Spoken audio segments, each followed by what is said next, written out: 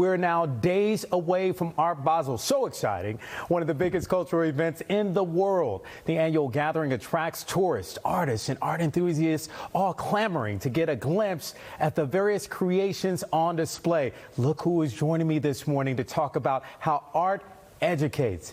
I'm joined now by Marilyn Hollyfield, who is the co-founder of the Miami Museum of Contemporary Art of the African Diaspora, Christopher Norwood of Hampton Art Lovers, and Torrin Reagan, president of the International Longshoremen's Association Local 1416. Thank you all for joining me this morning. Thank you for having us. You got it. I hope I got all the titles correct. Yeah, you got it. You're good. You're good. Well, Marilyn, let's start with you. And let's talk about why this is important. This gathering is important this morning. We're talking about some beautiful murals that are on display. Talk about that. We're talking about beautiful murals that are activated with QR codes containing oral histories of the rich history of Overtown. These murals come alive with QR codes that you can engage with, activate, and learn about the first Black judge of Miami.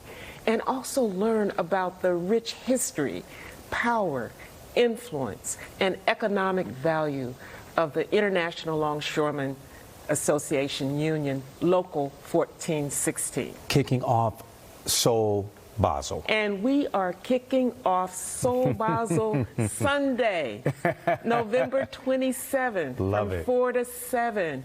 And when we kick off Soul Basel, we will unveil one of the most powerful murals that you will have seen in your life. It is a mural that brings to life the power, the brotherhood, the legacy, the spirit of Black men who in 1936, 86 years ago, formed a Black Longshoremen's Union, Local 1416. Okay. Now I'm sold. So Torrin, let's get to you. I don't know how you could top that, because I want you to tell me, because the legacy of longshoremen has been captured in a new mural. So does art tell their story in a way the spoken written word can't? Well, this beautiful piece of art has told the story in a way that I've never seen before. I was super excited about this initiative when Marilyn brought it to me.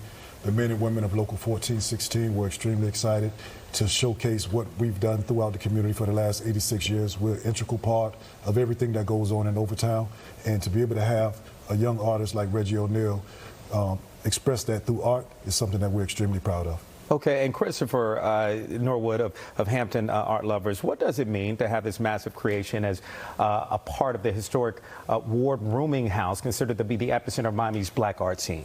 Well, the mural is actually on the Longshoremen's building. And the other mural that Marilyn referenced is right around the corner. And so we want Overtown to be a full display of public art. There are many beautiful stories that can be told, and we need to tell them, and we can tell them through art. And so as our gallery has really tried to be an epicenter of art in Overtown, these complementary examples of public art really helps to grow the community and grow that art and entertainment district that we really want to see advance in the community. How exciting is this, though? How exciting is this, Chris? Mm-hmm. Very exciting. I mean, every day I am able to see the development of this mural. It's a massive mural. The artist, Reggie, is from the community, from Overtown, and the reference photo of these gentlemen who are standing, marching together in some sort of parade fashion, he really captured it. Even though the reference photo is a little bit blurry, it actually becomes a part of the style of the art itself, because the faces of the men are not as clear, but the work clothes that they have. And this is not it that we're looking at right here. This right? is it right here. Or is this it? Oh, this is it. This is it right here. Okay. And that's the artist. And that's the artist right there. Okay. That's the artist. And so now looking at, what am I looking at right here? Say this. What am I looking at? I would refer that to the longshoremen. The longshoremen. Okay. Yeah. Torrin, take it away. So what we're looking at, that's longshoremen that are participating in a Martin Luther King Day parade that we do annually. That's what we consider our uniforms, the overalls, the white shirt, the black shoes, and what you see here is camaraderie, you see strength, you see work ethic, you see all these things combined for the men and women of the ILA that come to that place on Northwest 2nd Avenue and 8th Street every day. I love it. And Marilyn, do you find that Art Basel or Soul Basel brings art enthusiasts from other backgrounds to view creations by and for people of color? Yes, indeed. And in fact, the artists that we've selected, we also have a curator of color who has relationships with artists in our community, like Reginald O'Neill, like what's his name? Yeah, There like you go. Mojo, like Mojo. I was thinking Yes. his full name, Anthony Reed II, Mojo, who created the first mural.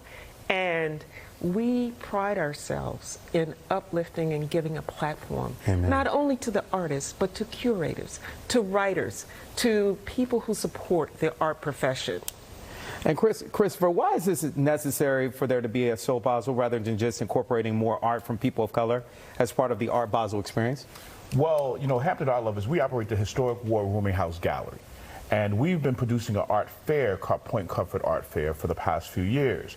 Our partnership with Marilyn as a place where she can actually collaborate with us in ways that are meaningful to the Miami MoCAD.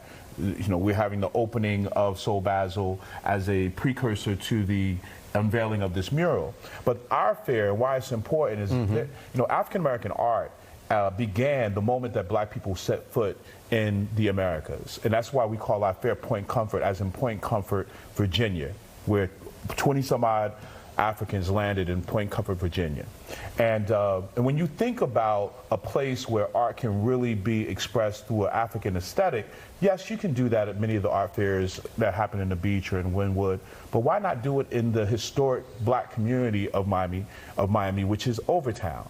And when you think of things that we do, such as we highlight HBCU museums, you know, so often we forget that the epicenters of African American art for many years were at the museums of HBCUs from around the country.